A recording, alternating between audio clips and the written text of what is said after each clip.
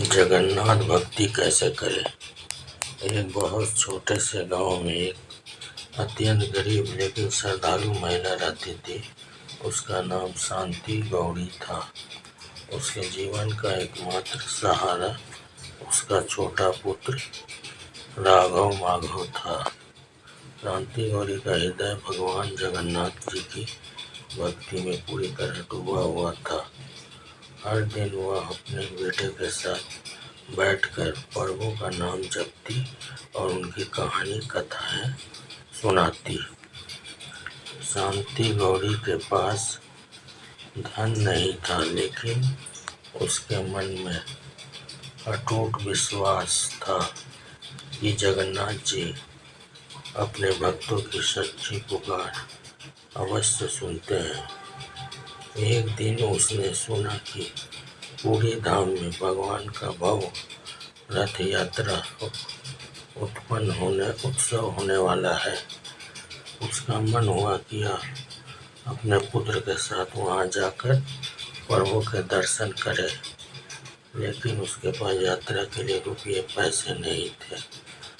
माधव ने माँ की उदासी देखी और बोला, माँ, अगर हमारा मन सच्चा है तो भगवान जगन्नाथ यही हमारे पास आ जाएंगे। बेटे की बात सुनकर शांति गौरी की आंखों में आंसू आ गए, लेकिन उसने भगवान पर विश्वास बनाए रखा।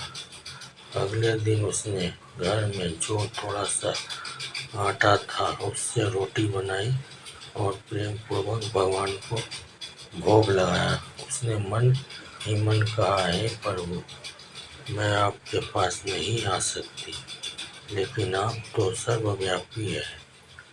आप मेरे घर अवश्य पधारे। रात को जब शांति गौरी और राघव माधव सो रहे थे, तभी अचानक उनके घर में दिव्य प्रकाश फैल गया। उन्होंने देखा कि स्वयं भगवान जगन्नाथ जी अपने भाई बलभद्र और बहन सुभद्रा के साथ उनके सामने खड़े हैं। शांति गौरी और राघव माधव आश्चर्यचकित और आनंद से भर गए। भगवान ने मुस्कुराते हुए कहा, हे शांति गौरी, तुम्हारी सच्ची भक्ति और विश्वास ने हमें यहाँ आने पर मजबूर कर दिया। हमें तुम्हारे प्रेम से बना साधारण भोग बहुत प्रिय है। शांति गौरी ने कांपते हाथों से प्रभु को प्रणाम किया और अपने पुत्र के साथ उनके चरणों में गिर पड़ी। उस दिन से उनके जीवन में कभी कोई कमी नहीं रही। गांव के लोग भी इस चमत्कार को देखकर भगवान की भक्ति में लीन हो गए।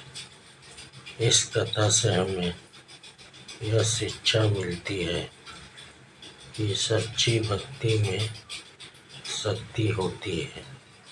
भगवान को दिखावा नहीं, बल्कि सच्चा प्रेम और विश्वास प्रिय होता है।